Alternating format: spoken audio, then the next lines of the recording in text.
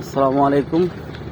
দেখতেছেন অনেক দিন পর আসলাম মুন্ডাগুদারাঘাট। তো অনেকদিন হয়েছে, অনেক বছর পরে আসলাম। দেখতে পারতেছেন আগে এখানে একটা অনেক বড় বট গাছ ছিল।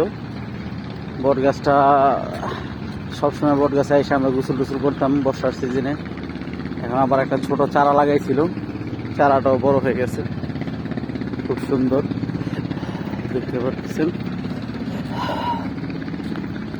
এটা হলো এক সুন্দর একটা যাত্রী ছাউনির মতন হয়ে গেছে। গোদারা চলতেছে, গোদারা মানুষ আসতেছে যাইতেছে, যাত্রী ছাউনির মতন হয়ে গেছে।